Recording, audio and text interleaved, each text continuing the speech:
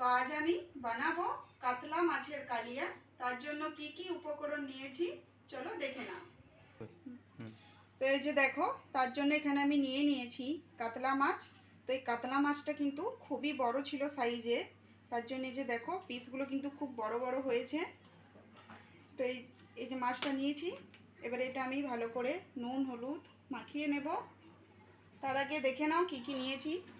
এখানে আছে তেজপাতা, সর্ষে, জিরে, এলাচ, লং, দারচিনি আর শুকনো লঙ্কা।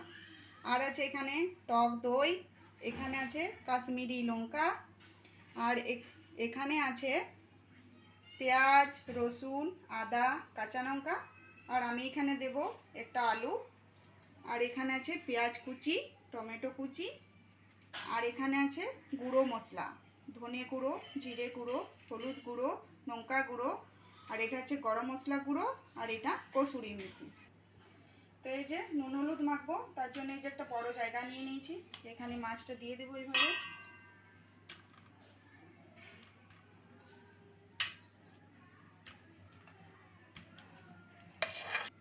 তো এবার দিয়ে দেবো নুন, হলুদের গুঁড়ো। তো এবারে একটু ভালো করে নুন হলুদটা মাছের সাথে মাখিয়ে নেব। তো এই মাছের সাইজটা খুবই বড় ছিল, একটা মাছ প্রায় 10 কেজির মতো ওজন ছিল। তো সেটা থেকে এই মাছটা আমি কাটিয়ে নিয়ে এসেছি।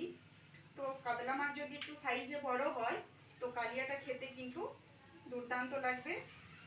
তো এই যে দেখো আমার নুন হলুদ মাখানো হয়ে গেছে, এবারে মাছটা আমি ভেজে নেব। তো এবারে মাছ ভাজার জন্য এই যে আমি কড়াই নিয়ে নিলাম।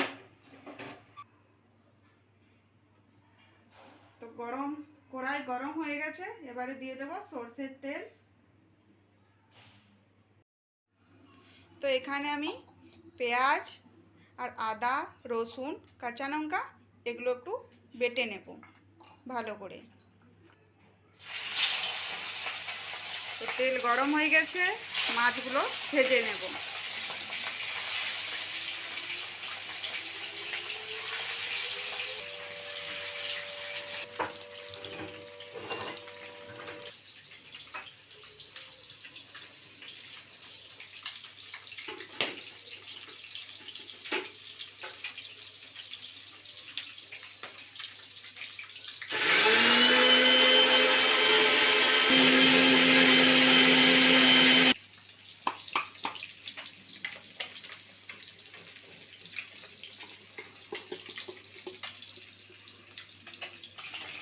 তো মাছটা ভাজা হয়ে গেছে, একটা পিঠ, এর উপর পিঠটা পাল্টিয়ে নেব।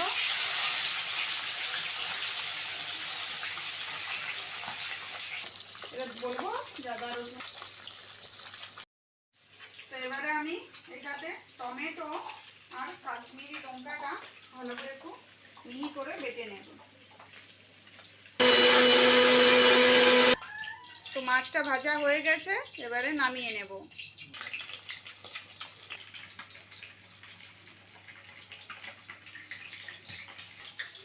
তো মাছটা এখানে ভাজা হতে থাক, আর ততক্ষণে আমি রান্নাটা এইখানে বসিয়ে দেব।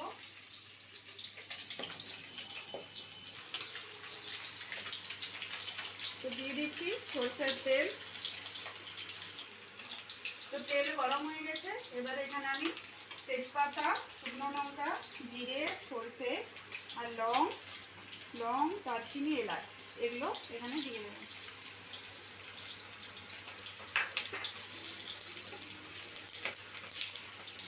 এবারে পেঁয়াজ কুচিটা দিয়ে দেবো।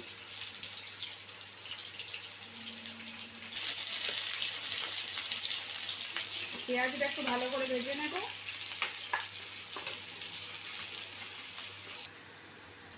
তো এখানে সব মাছগুলো আমি ভেজে নিয়েছি, এবারে আলুটা ভেজে নেব।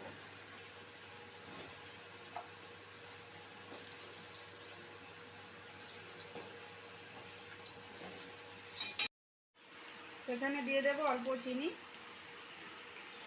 এতে দিয়ে দেব অল্প নুন।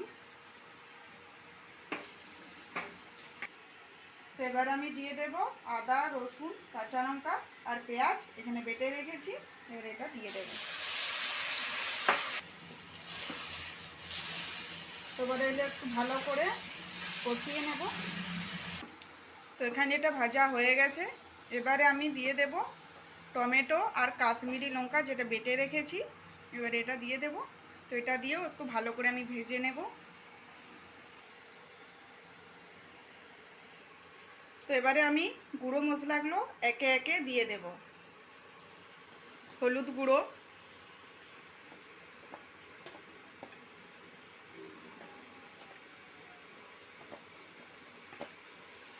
তো এবারে মশলাগুলো একটু ভালো করে কষিয়ে নেব। তো এই যে দেখো, এটা আমি 10 মিনিটের জন্য একটু ভালো করে ঢাকা দিয়ে রেখে দেব। তাহলে কি এটা ভালো কষানো হয়ে যাবে আর এটা তেলটা ছেড়ে দেবে। তো দইটা দেওয়ার আগে একটু ভালো করে এভাবে ফাটিয়ে নেব। তো চলো এবারে এটা দেখে নিই। তো এই যে দেখো, এটা কিন্তু কষানো খুব ভালো হয়ে গেছে। তো এবার আমি গ্যাসের ফ্লেমটা কম করে দেব। তো এবারে আমি ফেটিয়ে রাখা টক দইটা দিয়ে দেব।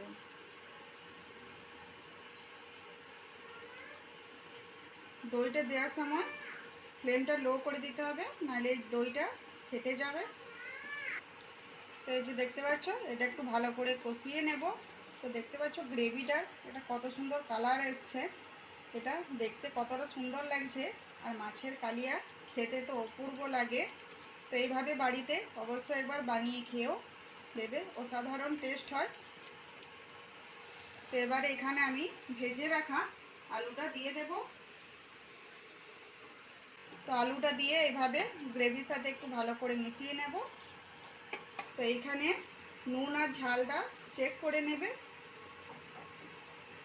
তো এখানে দিয়ে দেব স্বাদ অনুযায়ী নুন।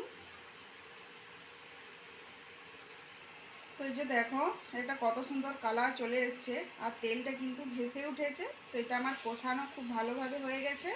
তো এবারে এটা গ্রেভি অনুযায়ী আমি এখানে অল্প জল দিয়ে দেব।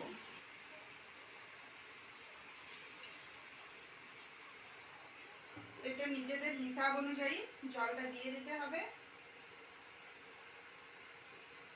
আর এই রান্নাটা কিন্তু খুবই সুন্দর হয়েছে, দেখতে পাচ্ছ কালার একটা অপূর্ব কালার রান্নাটা। আর মাছের কালিয়া তো আমাদের সকলেরই পছন্দ। তো এবার এখানে আমি দিয়ে দেব কসুরি মেথি।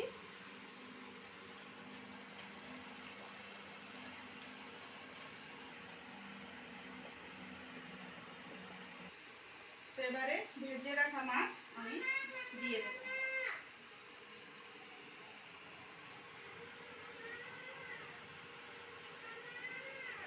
এটা কিন্তু গরম গরম ভাতের সাথে খেতে খুবই ভালো লাগবে।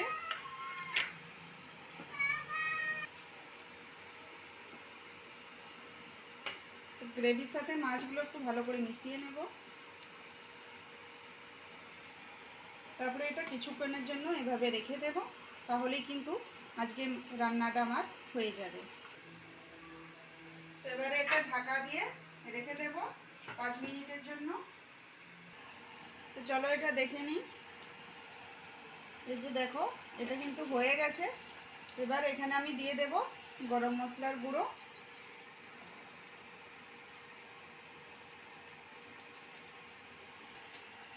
এবারে এটা গরম মশলা গুঁড়োটা দিয়েছি, এবারে এটা একটু ভালো করে মিশিয়ে নেব।